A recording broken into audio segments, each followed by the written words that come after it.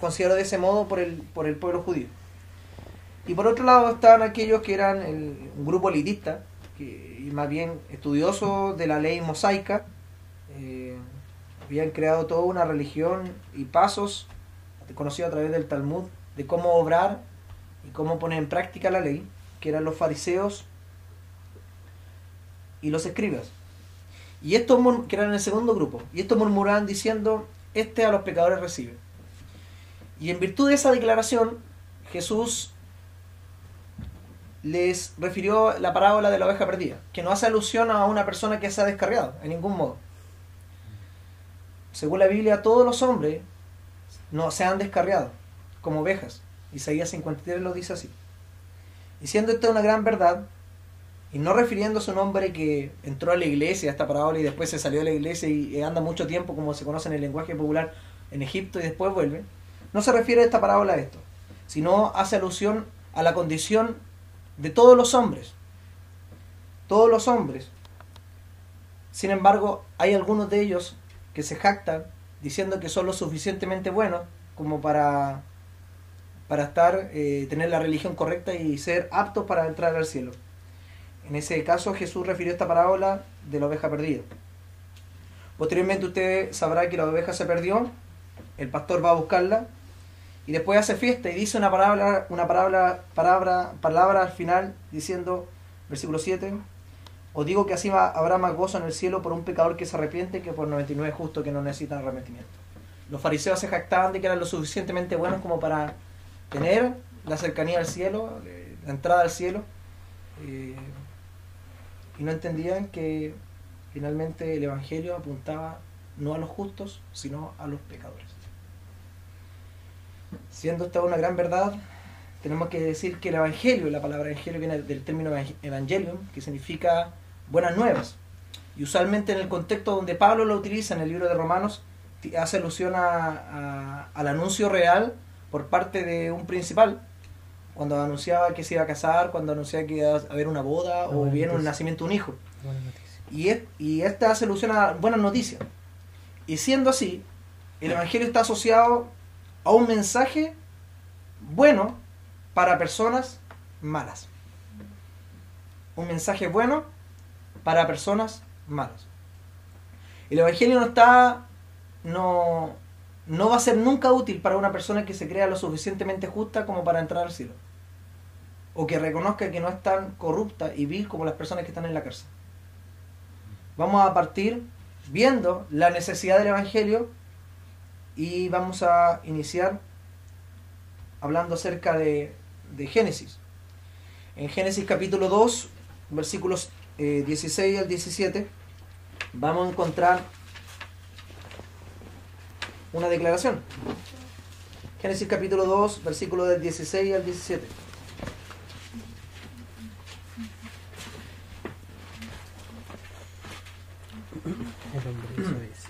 Versículo 16.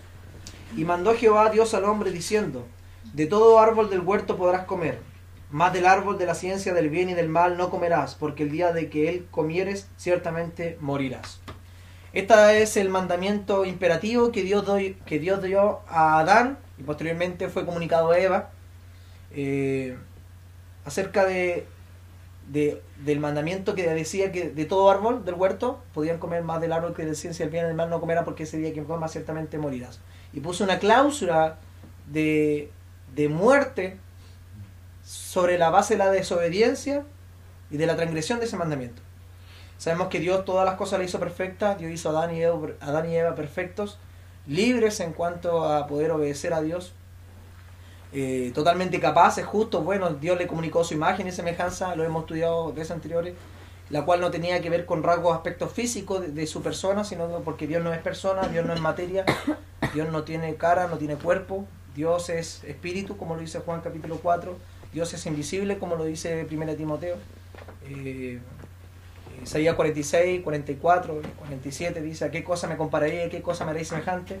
Éxodo 20 nos hace un llamado imperioso a no hacer una imagen de ninguna cosa creada arriba en los cielos, no asemejar la deidad de ninguna cosa creada. Por tanto, Dios comunicó sus atributos a Adán y Eva y lo capacitó totalmente para que él pudiese cumplir, lo capacitó para poder vivir en santidad, justicia, bondad, rectitud, amor, misericordia, etc. Y siendo esto así, le puso esta cláusula: de todo árbol del huerto podrás comer, menos del árbol de la ciencia del bien y el mal no comerás, porque el día que comas ciertamente morirás. Según el relato de Génesis capítulo 3, nosotros sabemos que Adán y Eva desobedecieron voluntariamente a este mandamiento y cayeron en transgresión. Y la Biblia nos va a especificar que no solamente esto repercutió a sus vidas, hubo una maldición a la serpiente, a la mujer, al hombre. A la serpiente se arrastrará, comerás polvo; a la mujer con dolores darás luz a tus hijos, multiplicaré el dolor de tus peñeces; al hombre tendrás que trabajar, la tierra será maldita a causa de ti, etc. Y todo eso afectó intrínsecamente a su descendencia hasta llegar a nosotros, pero no solamente ello. También la cláusula de que habíamos leído recién: porque el día que comiences ciertamente morirás. Y esto vamos a verlo, cómo nos afectó a nosotros como hombres, en el libro de Romanos capítulo 5, versículo 12, que es un texto aterrador, la verdad,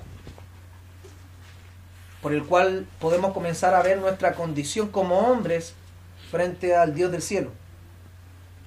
Romanos capítulo 5, versículo 12, refiriéndose a la transgresión de Adán: por tanto, como el pecado entró en el mundo por un hombre, y por el pecado la muerte, así la muerte pasó a todos los hombres, por cuanto todos pecaron.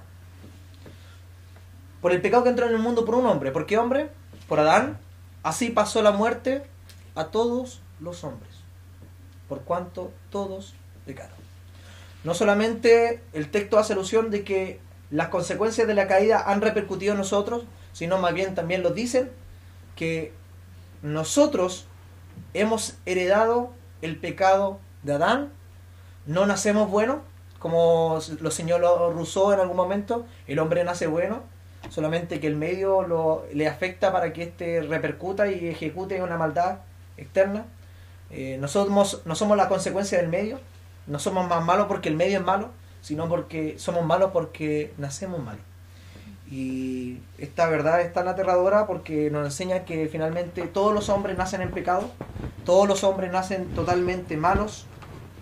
Salmo capítulo 58, versículo 3, dice: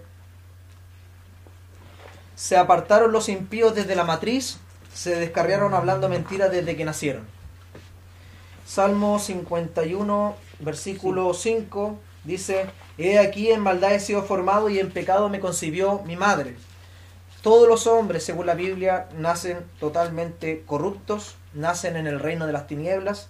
No hay ningún bebé, niño, grande, adulto que esté exento, si no ha sido justificado por la obra redentora de nuestro Señor Jesucristo, que esté apartado de este estado de maldición. Todos los hombres nacen totalmente corruptos. De hecho, Romanos capítulo 3, versículo 10, enfatiza esto señalando el Salmo 14 con las siguientes palabras: como está escrito, no hay ninguno justo, no hay ni uno, no hay quien entienda, no hay quien busque a Dios. Todos se desviaron a una se han hecho inútiles, no hay quien haga lo bueno, no hay ni siquiera uno. Sepulcro abierto su garganta, con su lengua engañan, veneno de serpiente hay debajo de sus labios, su boca está llena de maldición y de amargura. Sus pies se apresuran para derramar sangre, quebranto y desventura hay en sus caminos, no conocieron el camino de paz, no hay temor de Dios delante de sus ojos. El apóstol Pablo, no solamente en virtud de esta gran verdad bíblica, llega a esta conclusión, citando el Salmo 14, son todos malos, somos todos malos, todos nacemos totalmente corruptos, sino que llega a la conclusión en el capítulo 3, que todo el mundo está bajo pecado. Y lo dice capítulo 3, verso 23: por cuanto todos pecaron, están destituidos de la gloria de Dios. La palabra destituido, echado fuera, es como aquel árbitro que echa fuera un jugador. Están totalmente echados fuera de la gloria de Dios, del reino de los cielos, no tienen participación en el reino de los cielos. Por tanto, esa es una premisa para entender las buenas nuevas. Como decía, las buenas nuevas son para gente mala. Y todos los hombres deben saber cuán corruptos son. Jeremías capítulo 17, versículo 9, acerca del hombre, dice Jeremías capítulo 17, versículo 9. ¿Lo podría leer, Edith?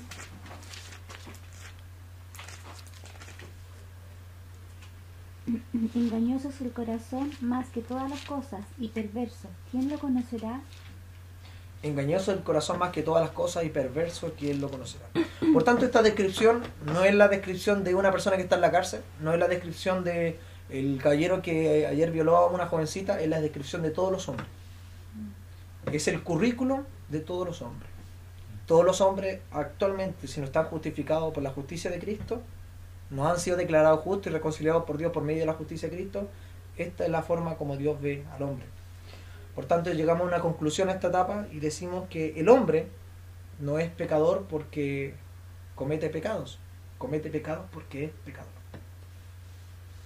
No es pecador porque cometa pecados. No se hace pecador porque cometa pecados. Comete pecados porque es pecador.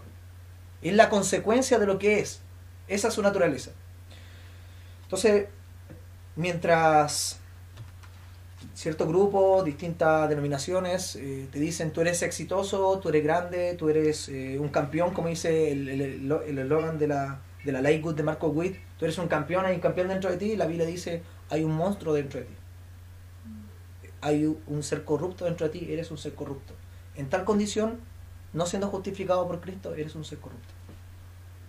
Entonces, mientras que este falso evangelio que se predica intenta buscar esas virtudes que no existen en el hombre, nuestro Señor Jesucristo en su ministerio lo que hizo fue enfatizó la condición del hombre y la necesidad de la justicia de Cristo, de la justicia de sí mismo, por medio de su ministerio. Y eso es lo que hoy día estamos exponiendo. Cabe señalar que también Dios, fuera de eso, ha establecido una constitución. En esta corrupción original estamos completamente impedidos, incapaces, opuestos a todo bien y enteramente inclinados al mal. Y de esta corrupción que nosotros hay proceden todas las transgresiones. También decíamos que Dios ha puesto una constitución, una ley moral, sobre la cual en Hechos capítulo 17, versículo 30, promete juzgar por medio de esta ley, que es la justicia de Jesucristo, a todos los hombres. Y esa es la ley de Dios, el decálogo divino, los 10 mandamientos. Esta constitución rige a toda persona, raza, cultura, etnia, religión, individuo, grande, chico, alto, bajo, seas quien sea. Esta constitución rige a todos los hombres y por esa constitución serán juzgados todos los hombres, por la ley de Dios. Eso señala Romanos capítulo 2, versículo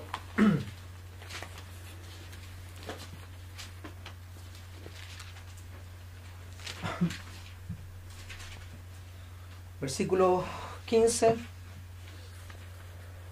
perdón, 14, 13, disculpe. Romanos 2, versículo 13. Porque todos los que sin ley han pecado, sin ley también perecerán, y todos los que bajo la ley han pecado, por la ley serán juzgados. Por la ley serán juzgados. Hechos capítulo 17, versículo 30. Pablo se encuentra en Atenas, le predica el evangelio a los gentiles. Y miren las palabras del apóstol Pablo respecto a este juicio que espera a todos los hombres. 17:30. Pero Dios, habiendo pasado por alto los tiempos de ignorancia, manda a todos los hombres en todo lugar que se arrepientan, porque ha establecido un día en el cual juzgará al mundo con justicia por aquel varón a quien designó, dando fe a todos de haberle levantado de los muertos. La constitución del cielo, que es el carácter mismo de Dios, los 10 mandamientos van a ser el estamento por el cual Dios va a juzgar a todos los hombres. Y veamos cómo saldríamos de este juicio. Éxodo 20. Los fariseos se consideraban gente honesta, gente pulcramente religiosa, eran personas que cumplían moralmente, tenían una moralidad externa muy buena, intachable moralmente. Jesús le dijo que eran sepulcros blanqueados en el libro de Mateo, huesos podridos.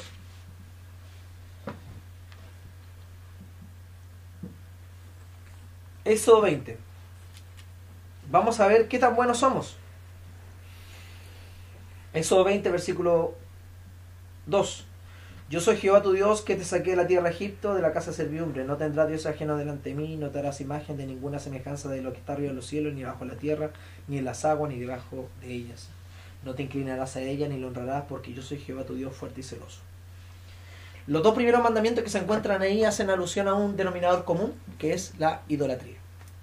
La idolatría es rendir culto a cualquier cosa que no sea Dios y ponerla en prioridad en tu vida como cualquier cosa que no sea Dios. Siendo una gran verdad, ¿cómo podemos saber si somos idólatras? El libro de Deuteronomios capítulo 6, versículo 5, dice: amarás al Señor tu Dios con todo tu corazón, con toda tu alma, con toda tu mente, con toda tu fuerza.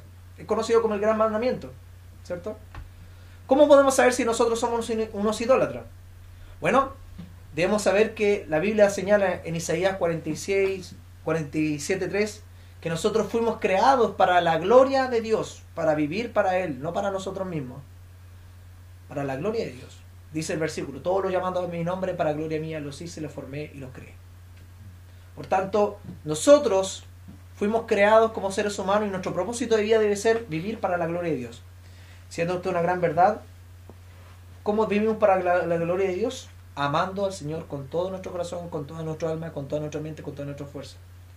¿Cómo sabemos si somos idólatras? Bueno, en esto sabemos si amamos a Dios, si guardamos sus mandamientos. ¿Podrías decir tú que has amado a Dios con todo tu corazón, con toda tu alma, con toda tu mente, con toda tu fuerza, toda tu vida? ¿Podrías decir que lo has hecho en estos últimos 5 minutos? En esto sabemos si amamos a Dios y guardamos sus mandamientos. Si nuestra respuesta es no, hemos priorizado el pecado por encima de Dios. Y nos hemos convertido en los transgresores de la ley de Dios en el primer y segundo mandamiento. No solamente eso, puede que alguno haya participado en la veneración de atribuirle cualidad divina a los elementos de la creación, como dice el apóstol Pablo en Romanos capítulo 1, versículo del 18 en adelante. Puede que alguno le haya atribuido deidad a los elementos de la creación, haya llamado Dios a un árbol, 21. a una imagen, a un hombre en alguna vez de su vida. Romanos capítulo 1, versículo 21.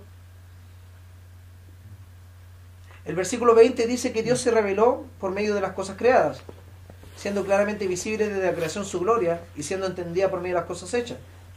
Dios se reveló por el perrito que estaba acá afuera en la calle, el Watson, por los árboles que están afuera, por la creación de las personas. Dios se ha revelado su gloria por medio de la creación. ¿Pero qué hizo el hombre? Habiendo conocido a Dios, versículo 21, no le glorificaron como a Dios ni dieron gracias, sino que se envanecieron sus razonamientos, profesando ser sabios se hicieron necios, cambiaron la gloria de Dios incorruptible, y esa gloria de Dios incorruptible la cambiaron en semejanza de imagen de corruptible, la asemejaron a cuadrúpedos o reptiles, cambiaron la verdad por la mentira, dando culto a la criatura antes que al Creador, el cual es bendito por los siglos. Amén. Por tanto, lo que ha hecho el hombre no solamente ha idolatrado, poniéndose en primer lugar en su vida antes que Dios, sino que ha venerado a la creación. Vemos que hablamos del horóscopo, pensamos que el movimiento de los astros determina el futuro de las personas. Lo vemos a través de la religión católica, incluso dentro de la religión evangélica, ciertos amuletos cristianos que existen. Tener la Biblia abierta en tal salmo me va a guardar de la casa.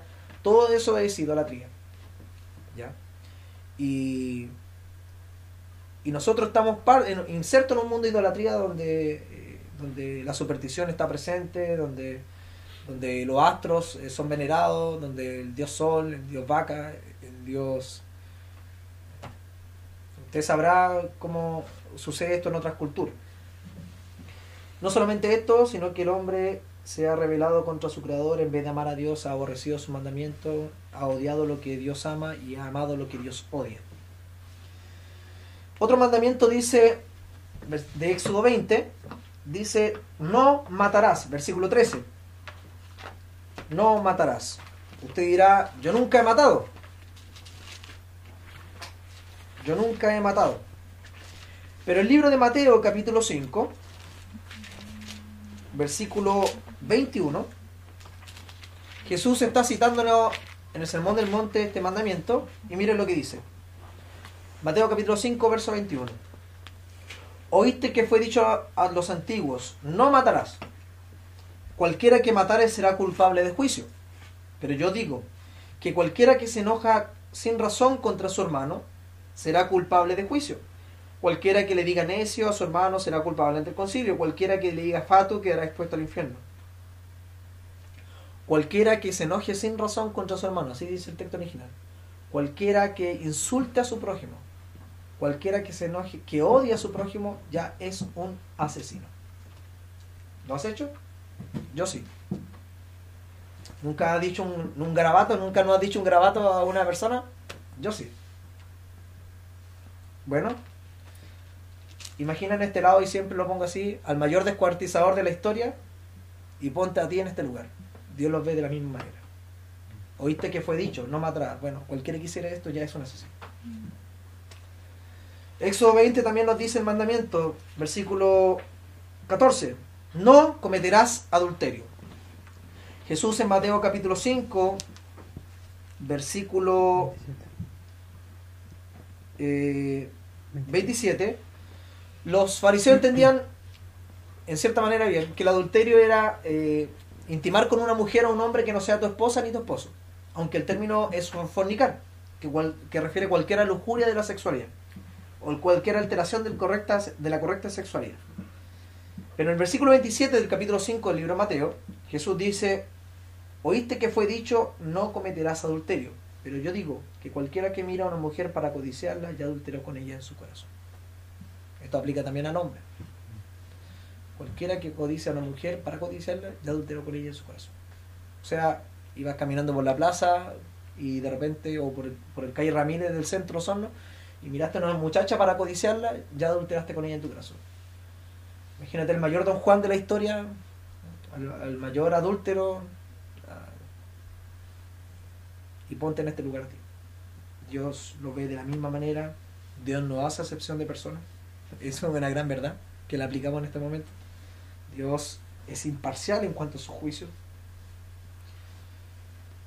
Siendo esto así, antiguamente, yo siempre lo digo en la calle cuando predico el Evangelio, antiguamente el exhibicionista se ponía un abrigo, se abría, mostraba su desnudez de su cuerpo.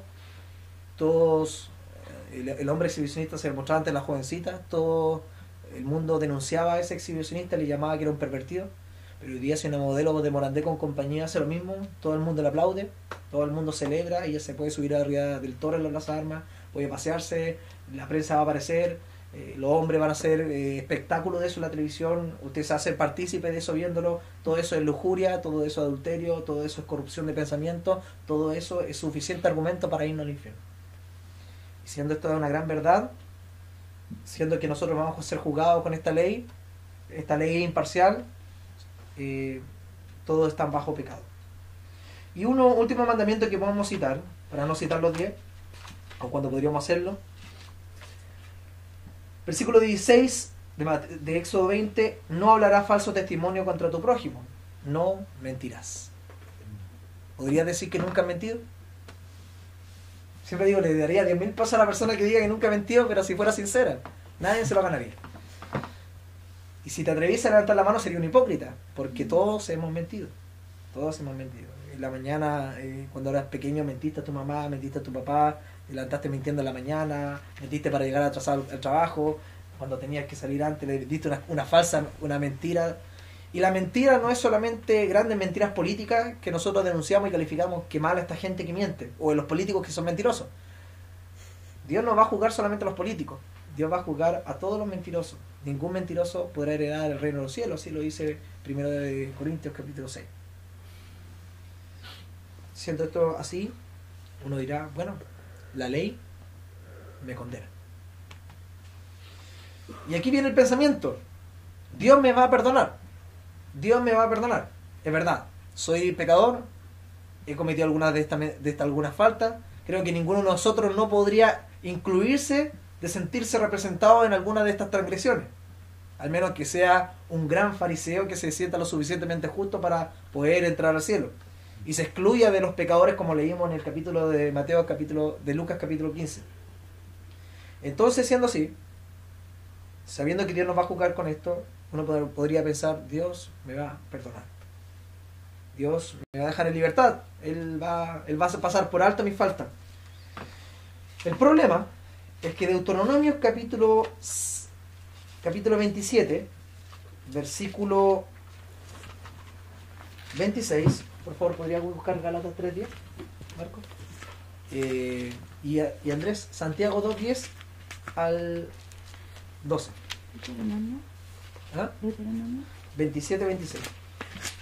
¿Podrían leerlo, Dit?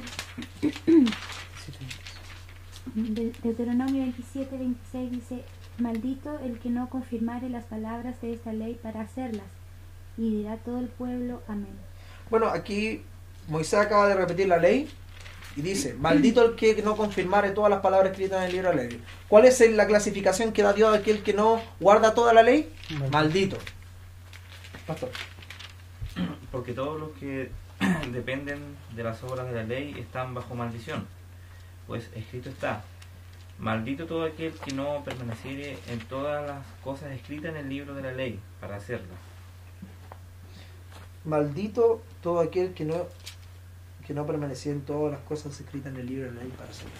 Se repite, como está escrito: maldito todo aquel que no permaneciera en todas las cosas escritas en el libro de la ley para hacerlas. Santiago 2:10, ¿lo puedes leer? Sí, léelo. Porque cualquiera que guardare toda la ley, pero ofendiere en un punto, se hace culpable de todos. Cualquiera que guardare toda la ley, pero ofende en un punto. O sea, si tú guardas todos los mandamientos, nunca has robado, nunca has insultado a tu prójimo, pero solamente has mentido una sola vez, ya te haces culpable de todos los mandamientos y la calificación de Dios es que eres un maldito. Este término suena muy diferente a los términos que se predican usualmente, insisto, cuando dicen que tú eres un campeón, que Dios está esperando, tú eres una víctima de todo, finalmente Dios necesita consolarte, Dios quiere abrazarte, porque el Evangelio nos muestra de que el estado que está el hombre frente a Dios es un estado de enemistad, de alejamiento, de incapacidad.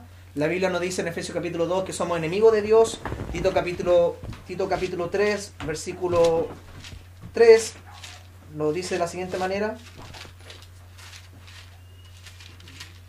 Tito capítulo 3, versículo 3. Dice: porque nosotros éramos en otro tiempo, se refiere a los salvos, insensatos, rebeldes, extraviados, esclavos de las concupiscencias, deleites diversos, viviendo en malicia, envidia, aborrecibles, aborreciéndonos los unos a los otros.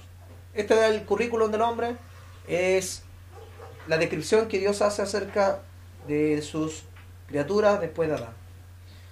Ahora la pregunta es una pregunta preciosa. ¿Dios va a pasar por alto mis faltas? Sabiendo que Dios no va a juzgar, tú podrías pensar, Dios va a pasar por alto. Pero ¿sabes? Al decir eso, ¿qué estarías diciendo? Que Dios es injusto. ¿Por qué? Salmo 7:11 nos dice, Salmo 7:11, Dios es juez justo y Dios está irado contra el impío todos los días. Dios es juez justo. Él está irado contra el impío todos los días. Salmo 5:5, los insensatos no estarán delante de tus ojos, aborrece a todos los que hacen iniquidad. Muy limpio de ojo eres para ver el mal, ni puede ver ni agravio. Entonces la pregunta es, ¿Dios podrá pasar por alto mi falta? La respuesta es no. Él promete castigarla, Él promete juzgar eso, Él promete sentenciar eso, Él promete pagar el pecado. La paga del pecado es muerte, así dice el texto. Sin santidad nadie verá a Dios. El problema es que nosotros no somos santos. Y alguno podrá pensar, yo a lo mejor voy a escapar. Tengo mis buenas obras. He construido buenas obras, he hecho buena carrera, he dado plata a la Teletón muchas veces, he ayudado a una anciana a cruzar la calle. Tengo buenas obras. Imagínate un juez que va a juzgar a un violador. Y este violador está en el tribunal, todos los testigos están en la tribuna, y este se encuentra ahí, el juez le dice, ¿cómo te declaras? ¿Inocente o culpable? Y esta persona dice, culpable, pero, señor juez, he hecho buenas obras, he hecho buenas acciones, he ayudado a la anciana, he dado dinero a la Teletón, tengo muchos voluntariados dentro de mí, he participado en un techo para Chile, etc. Creo que se me podría considerar esto como mérito. Si un juez dejase al violador en libertad por esas causas, ¿sería un juez justo? ¿Son suficientes argumentos? No. Como dice Nahum 1.3, y después lo vamos a leer, dice Dios es grande misericordia, tardo para la ira, pero de ningún modo dará por inocente al culpable. Alguno otro podría decir, basta con que yo confiese mis delitos y yo voy a estar excluido del juicio de Dios. Pero la Biblia dice lo contrario. Porque imagínate que este violador le dice al juez, señor juez, reconozco que he cometido todos los delitos que usted me acusa. He sido una persona que se ha portado mal como socialmente, he transgredido toda la ley, la Constitución, pero le confieso mis errores, estoy arrepentido, prometo nunca más volver a hacerlo. Y si esta persona efectivamente confiesa y promete nunca más hacerlo, y nunca más lo hace, ¿sería suficiente argumento para que esta persona quedase en libertad? Un juez justo diría, no. Tiene que pagar por lo que ya hizo, aunque nunca más lo haga. Y no solamente eso. El hecho que confiese no es suficiente argumento para que esta persona quede en libertad. Tiene que pagar. Dios es juez justo. Por tanto, nuestra confesión en sí no produce ningún perdón, porque Dios promete, ¿verdad? Usted podría decir, 1 Juan, capítulo 1, verso 9, dice, si confesamos nuestros pecados, Jesucristo es fiel y justo para perdonarnos y limpiarnos toda iniquidad. Sí, pero eso es para los creyentes. Y una promesa para aquellos que han sido declarados justos por Cristo. La Biblia dice, sin derramamiento de sangre no hay perdón de pecados. Por tanto, alguien tiene que pagar. Alguien tiene que pagar. Y aquí se encuentra el pobre Job, viendo esta realidad, y diciendo, bueno, alguien tiene que pagar. Yo soy culpable. Si Dios, yo soy un pecador, Dios quiere castigar el pecado. Dios va a castigar el pecado, yo soy un pecador, Dios me castigará a mí. Y la pregunta es, ¿cómo? Sabiendo que he ofendido a Dios toda mi vida con mis obras, que nunca he hecho nada bueno, que glorifique efectivamente a Dios, ¿cómo podré justificarme como hombre sucio delante de Dios? Es la pregunta que hace Job en Job capítulo 9, versos del 2 al 3.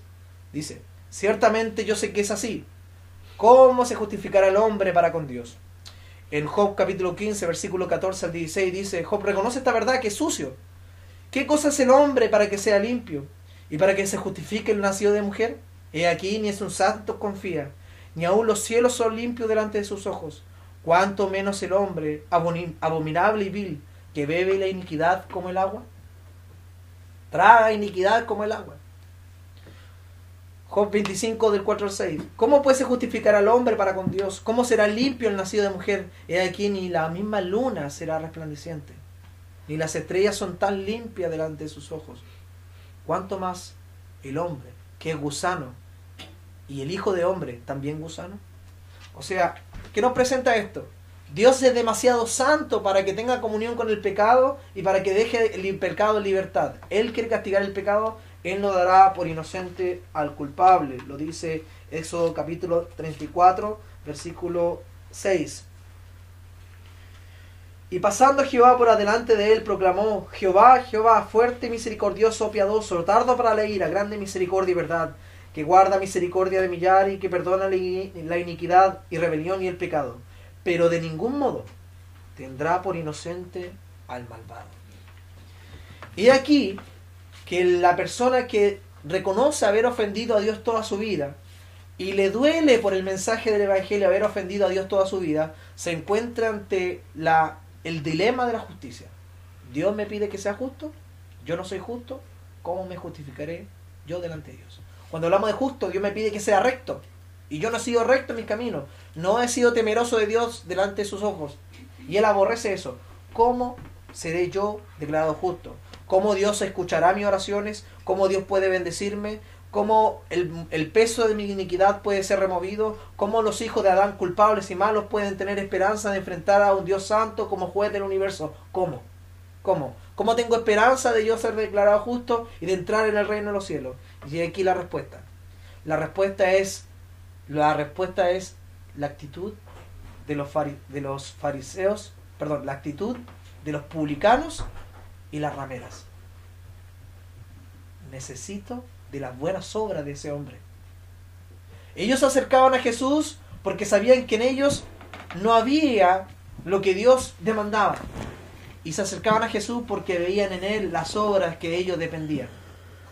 Es ahí donde el Evangelio apunta como Juan el Bautista y dice: he aquí el Cordero de Dios que quita el pecado del mundo, refiriéndose a Jesucristo. En mí hay pecado, Él quita el pecado del mundo. Yo soy un pecador, Él puede quitar mi pecado, Él puede perdonar mi pecado. Pero ahí el Evangelio aborda, porque el Evangelio apunta a Jesucristo. La Biblia nos señala respecto a la justicia de nuestro Señor Jesucristo.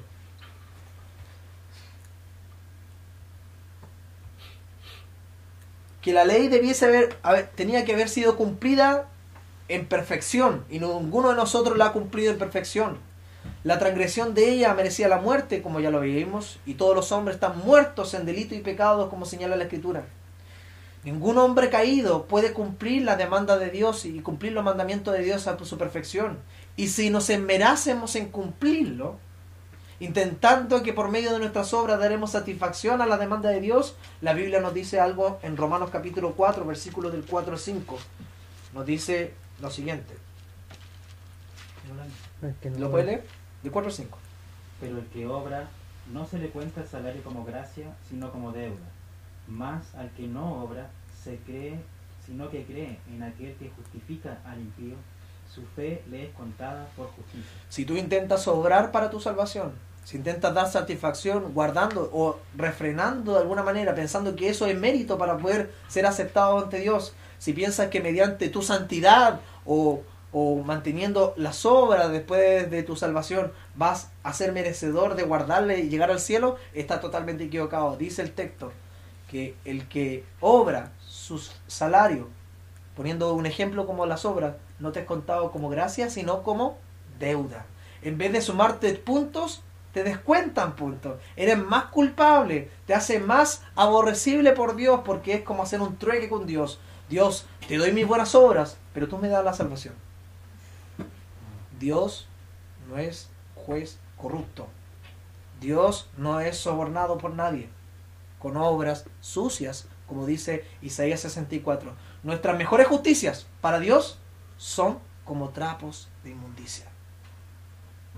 Caímos todos nosotros como la suciedad, como las hojas fuimos desterrados. Por tanto, nadie puede dar satisfacción a la ley de Dios. Por eso necesitábamos que Dios mismo viniese a cumplir la ley que nosotros no cumplimos. Un sustituto. Él se revistió de nuestra naturaleza, como lo dice Filipenses capítulo 2, haciéndose obediente hasta la muerte, tomó su forma de siervo, siendo semejante a Dios, estando en forma de Dios, no escatimó.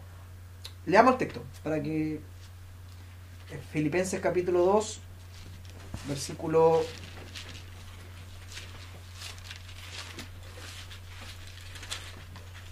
Filipenses capítulo 2, Marco, ¿lo puede leer? Del 5 al 8. Haya pues en vosotros este sentir que hubo también en Cristo Jesús, el cual siendo en forma de Dios, no estimó al ser igual a Dios como cosa que aferrarse, sino que se despojó a sí mismo, tomando forma de siervo, hecho semejante a los hombres, y estando en la condición de hombre, se humilló a sí mismo, haciéndose obediente hasta la muerte, y muerte de cruz. Él, estando en forma de Dios, se humilló a sí mismo, haciéndose obediente hasta la muerte, y se hizo semejante a los hombres, asumiendo y revistiéndose en nuestra naturaleza humana. El Dios se hizo hombre, como dice Juan capítulo 1, verso 1, el verbo se hizo carne, habitó entre nosotros, vimos su gloria como el Altísimo, el unigénito de Dios, y esa gloria era Jesucristo. Siendo esto una gran verdad, Él necesitando revestirse nuestra naturaleza, porque la transgresión por el pecado había sido por el hombre, y ningún animal podía dar satisfacción a la demanda del pecado, solamente en un hombre perfecto. No había ninguno, no hay ninguno justo. Cristo se tuvo que hacer hombre, y en esa verdad Él vivió una vida perfecta, y Él no vino a abrogar la ley, sino a cumplirla. No penséis que he venido a abrogar la ley o los profetas. No he venido a abrogar, sino que para cumplir. Él cumplió perfectamente toda la ley, guardó todos los mandamientos que yo no guardé, que ningún ser humano ha guardado en la tierra, y dio su cumplimiento de obediencia perfecta, y en ese aspecto dio satisfacción al Padre, en un primer aspecto. Romanos 5:19 nos dicen una gran verdad. Porque así como por la desobediencia de un hombre los muchos fueron constituidos pecadores, así también por la obediencia de uno los muchos serán constituidos justos. Por la obediencia de un hombre, por Adán, los muchos fueron constituidos pecadores. Por la obediencia de uno, los muchos, refiriéndose a aquellos que han descansado en el Evangelio, han sido constituidos justos. Por tanto, el pecador que no ve ninguna justicia en él, en primer aspecto ve la justicia de Cristo, su obediencia perfecta. Y mira su mirada que el Cordero de Dios que quita el pecado del mundo. ¿Cómo? En ese primer aspecto, mediante el cumplimiento de la ley, dio obediencia al Padre. Y en segundo aspecto, dio obediencia al Padre al ofrecerse a sí mismo como castigo por el pecado de aquellos que han creído y creerán en el Evangelio. Ojo, no solamente dio obediencia al Padre en ese aspecto, sino que se ofreció como un sacrificio sustituto para recibir el castigo de Dios, la ira de Dios, en lugar de los pecadores que han creído y creerán en el Evangelio de nuestro Señor Jesucristo. Y dar satisfacción a la justicia y a la demanda de Dios representativamente por los pecadores. Por tanto, la Biblia nos señala que en ese aspecto Él recibió la ira de Dios en lugar de nosotros, los pecadores, de las rameras, de los publicanos, de todos los hombres viles, no por los justos. Porque dice, yo no vine a llamar a los justos, sino a los pecadores. Yo vine a dar mi vida por mis ovejas. Por mis ovejas. La Biblia señala que este sacrificio fue por los muchos. Romanos capítulo 3, versículo 25.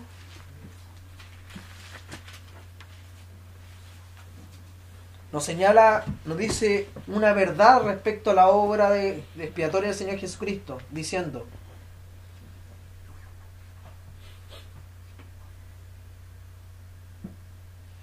a quien Dios puso como propiciación, se refiere a Jesucristo, por medio de la fe en su sangre, para manifestar su justicia a causa de haber pasado por alto en su paciencia en los pecados pasados.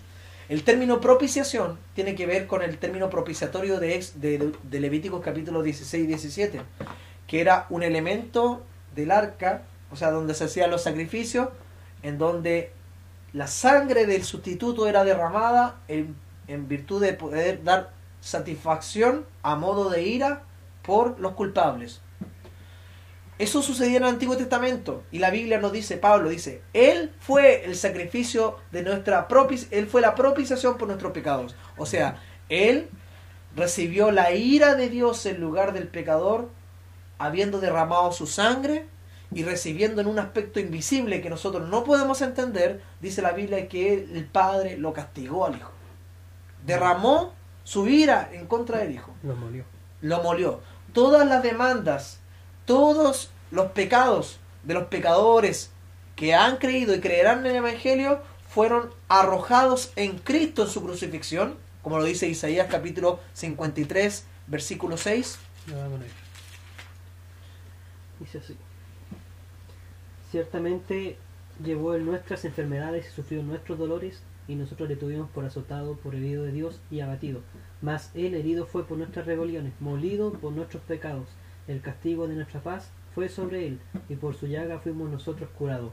Todos nosotros nos descarriamos como ovejas, cada cual se apartó por su camino, mas Jehová cargó en Él el pecado de todos nosotros. Jehová cargó en Cristo, arrojó a Cristo el pecado de todos nosotros. El que era justo, el justo, Dios no podía castigar a un justo. Abominación a Jehová es castigar al justo y dar libertad y declarar justo al culpable. ¿Leo el día? Espera un poquito. Y siendo así, Él tuvo que arrojar Cristo ofreciéndose voluntariamente como sustituto. El Padre lo arrojó todo el pecado de los pecadores que han creído creer en Él sobre su cuerpo, como un sacrificio por el pecado, como dice 2 de Corintios capítulo 5, versículo 21.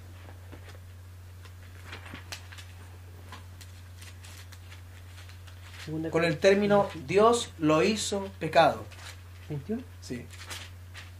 Dice, al que no conoció pecado, por nosotros lo hizo pecado, para que nosotros fuésemos hechos justicia de Dios en él. Al que no conoció pecado por nosotros, Dios lo hizo pecado, para que por él fuésemos hechos justicia de Dios en él. Por tanto, siendo esto una gran verdad, el Padre arrojó el pecado de nosotros en Cristo y aplicó toda su ira. Esta verdad bíblica es representada en el libro de Isaías, capítulo 53, versículo del 3 en adelante. Lo vamos a leer entero. Dice Isaías capítulo 53, versículo del 3 en adelante. Ciertamente Él llevó nuestras enfermedades y sufrió nuestros dolores. Algo sustituto, no nosotros, Él. Y nosotros le tuvimos por azotado, por herido de Dios abatido. Mas Él fue herido por nuestras rebeliones, molido por nuestros pecados. El castigo de nuestra paz fue sobre Él y por su llaga fuimos nosotros curados. Todos nosotros nos descarriamos como ovejas, cada cual se apartó por su camino, mas Jehová cargó en Él el pecado de todos nosotros. Angustiado Él y afligido no abría su boca, como cordero fue llevado al matadero, como oveja delante de sus trasquiladores enmudeció y no abrió su boca. Por cárcel y por juicio fue quitado, y su generación, ¿quién la contará? Porque fue cortado de la tierra en los vivientes, y por rebelión de mi pueblo fue herido. Versículo 10. Con todo eso, ¿quién? Jehová quiso quebrantarlo. Jehová quiso quebrantarlo. Es verdad, los romanos azotaron a Jesucristo, los judíos escupieron a Jesucristo, pero el libro de Hechos capítulo 2 dice que todo eso fue por determinado consejo de Dios, anticipado conocimiento de Él.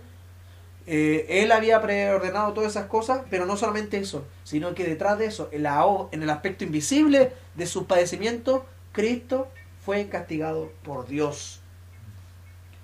Y dice, y ha puesto su vida en expiación por el pecado. Como fruto, verá linaje y vivirá por largos días, y la voluntad de Jehová será en su mano prosperada.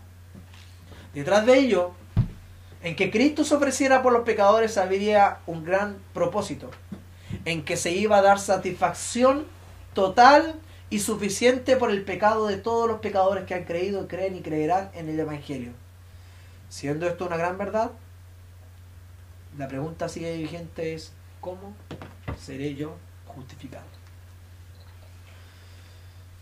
Para entender, y para ir terminando, para entender la magna importancia de lo que hizo Jesucristo en la cruz, Charles Spurgeon lo dice de la siguiente manera. Dice, imagínate que todos los pecados de los pecadores por el cual Él iba a salvar, los escogidos de Dios, fuese condensado en un hombre. Imagínense que todos los padecimientos equivalentes a todas las eternidades de cada persona fue condensado en un hombre para ser castigados en un tormento condensado en una sola hora. Imagínate todos los infiernos de los infiernos aplicados y castigos en un hombre por todas las eternidades. En un solo hombre, en una hora. De esa manera limitada podríamos referir a qué significa que Él recibió la ira. Y siendo así, decimos lo que es representada de esa manera la crucifixión de Cristo, como que Él bebió la copa de la ira. Sobre su sacrificio y padecimiento, no solamente fue abatido, sino que el Padre lo abandonó. Dice, Eloí, Eloí, lama sabactani, Dios mío, ¿por qué me has desamparado? Dios no podía tener comunión con Dios Padre con un pecador, aun cuando la deidad misma no es indivisible, no es diferenciada, sino personificada, pero no en ninguna manera indivisible. Hay un misterio ahí. La Biblia señala que Dios, Él fue abandonado, Él fue afligido, y en ese aspecto Él padeció, sufriendo todo el castigo por el Padre, haciendo obediencia por Dios. Y aquí está la verdad, que lo que Él hizo fue tan suficiente para dar perdón gratuito, pagando desde inicio a fin todos los pecados de los pecadores, que por fe han creído y creerán en el Evangelio. Eso fue suficiente. Lo que Él hizo fue suficiente, totalmente suficiente. Ya no habiendo necesidad de que yo haga mérito, guarde la totalidad de la ley mosaica, porque por mi propia voluntad no puedo. No puedo. Solamente el Evangelio estaba presentado en que yo descanso en la suficiencia del Señor Jesucristo, en la justicia de su vida que yo no tengo. Él en su resurrección garantizó que el sacrificio que Él fue hecho fue satisfecho y fue suficiente y agradable para Dios, porque aquel que había sido considerado pecador fue levantado a la gloria y puesto a la diestra del Padre. Y eso da seguridad de que lo que Él hizo fue perfecto, en ningún momento fue un fracaso. Él cumplió y pagó totalmente. Ahora, la pregunta es, ¿qué tiene que ver eso conmigo? Bueno, la Biblia dice que Él murió por los pecadores. Si hoy día la justicia de Dios te persigue diciendo, tú debes pagar, tú eres un pecador, debes pagar, tienes que morir, el cielo en su justicia y santidad aplaudirá cuando los pecadores sean lanzados en el infierno. Yo soy un pecador, merezco eso. Si Él me perdonase sin darme justicia, Él sería un injusto. Sabiendo eso, yo digo, ¿qué puedo hacer, Señor? Y el Evangelio dice, Él murió por los pecadores. Y tú dices, ¿yo soy un pecador? Yo soy un gran pecador, nunca he hecho ninguna buena obra en mi vida. Nunca he hecho nada que satisfaga ninguna demanda de Dios perfectamente. Yo soy un pecador. Por tanto, Él murió por los pecadores. Yo soy un pecador. Él murió por mí. Si creo que lo que Él hizo fue suficiente y me apropio por fe de lo que Él hizo como suficiente y perfecto y completo, creyendo que en Él mis pecados son perdonados, solamente Él es la garantía ante el Padre de que mis pecados pueden ser perdonados, nada de mis buenas obras, nada de lo mejor que pueda tener, que yo crea que pueda tener, y para Dios, como dice la Escritura, es aborrecible, puede dar satisfacción solo Cristo, solo lo que Él hizo, solo su cumplimiento perfecto puede dar satisfacción completa ante el Padre. Si yo creo que por fe en esa verdad bíblica, la Biblia me dice, Romanos capítulo 5, justificados pues por la fe, tenemos paz para con Dios por medio de nuestro Señor Jesucristo. Somos declarados justos mediante la fe. ¿Y qué es la fe? La fe no es una esperanza ciega, de algo que se cree, una esperanza como yo tengo fe de que me va a funcionar esto. No, la fe salvífica es una verdad que contiene un mensaje, y su mensaje es el Evangelio. Es el mensaje de la obra expiatoria de nuestro Señor Jesucristo. Todo aquel que descansa en la suficiencia de ese mensaje es salvo por medio de la fe. La fe no salva. Lo que salva en sí es la justicia de Cristo. Como dijo Juan Calvino, la fe es como el vaso que contiene lo valioso, y lo valioso es la justicia de Cristo. Somos salvos por la justicia de Cristo mediante la fe. Y esto no es de nosotros, pues es don de Dios, para que nadie se gloríe ante el Padre diciendo, Señor, yo me gané la salvación, yo escogí a Dios, he hecho obra para la salvación, para que nadie se gloríe delante de Dios. Como dice Romanos 5:8, mas Dios muestra su amor para con nosotros, que siendo aún pecadores, Cristo murió por nosotros.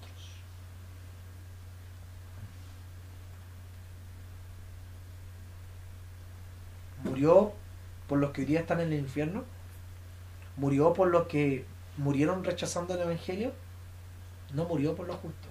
Él vino a morir por los pecadores. ¿Eres tú un pecador suficientemente malo para que Él te condene y te lance al infierno? Esta es la esperanza. Ven a Cristo. Cristo. Cristo es suficiente. Cristo es suficiente. O si pudiésemos ver la horripilancia de nuestras culpas y la vileza de nuestras acciones, Si Dios abriera nuestro corazón y nos mostrara la inmundicia de nuestras malas obras y lo aborrecibles que son delante de Dios. Si pudiésemos caer de rodillas y decir, Dios, te he ofendido toda la vida. Si pudiésemos solamente hacer eso. Si el Espíritu Santo nos permitiera ver la condición de nuestro pecado. Lloraríamos de amargura y dolor por lo que hemos hecho. Por todo lo que hemos hecho toda la vida. El Evangelio es para los pecadores. Tú puedes tener plena confianza de que Él da liberación del pecado, que Él puede sacarte de la esclavitud del pecado mediante su padecimiento.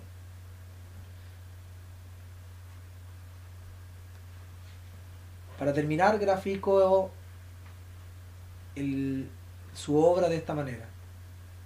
Tú debes ir a la cárcel, el juez te va a juzgar, Él te va a condenar a la pena de muerte, y tú tienes dos opciones. ¿Pagas tú o paga tu abogado? Hay algunos que están en esa prisión y esclavitud del pecado, esperando su pena de muerte en una pequeña celda opaca, tomándose un rico helado de vainilla, disfrutando del viento opaco de aquella celda, como si nada pasase, estando en estado de maldición y amargura, y totalmente indiferentes a su condición delante de Dios. Esa es una opción. Pagarás por ti. La segunda opción es, alguien paga en lugar tuyo. El abogado se presenta ante el culpable y le dice, señor juez, este hombre es un culpable, merece ir a la cárcel y pagar pena de muerte. ¿Es verdad? Todas las culpas que él tiene, yo me ofrezco para que sean imputadas a mí. Todos los delitos y mentiras y robos que él ha hecho sean cargados a mi cuenta. Yo me ofrezco para pagar e irme como pena de muerte a la cárcel y morir y pagar por él. Siempre y cuando él crea que esto es suficientemente efectivo y verdad para que yo sea totalmente satisfecha las demandas que hay contra él. Solamente por medio de eso, Cristo fue castigado. Cristo, de esa manera, Cristo efectivamente, la justicia de Cristo es aplicada a ti. Su perfección es imputada al pecador y la inmundicia fue imputada a Cristo. Esta es la doctrina del Evangelio. El que cree en esto tiene vida eterna, mas el que rehúsa creer en esto, la ira de Dios está sobre él. Así lo dice Juan 3:36. Juan 3:16 nos gusta. Dice, de tal manera amó Dios al mundo que ha dado a su Hijo unigénito para que todo aquel que en él cree no se pierda, mas tenga vida eterna. Pero ¿sabe lo que sigue diciendo? Dios no vino a condenar al mundo. Su propósito no fue ese. Fue que el mundo fuese salvo por medio de él. Pero esta es la condenación. Sigue diciendo el versículo 19. Que la luz vino al mundo y los hombres amaron más las tinieblas que la luz. ¿Por qué? Porque sus obras eran malas. Y no querían venir a la luz para que sus obras no sean hechas manifiestas. ¿Quieres venir a la luz? ¿Por qué no quieres? Porque tus pecados no quieren dejar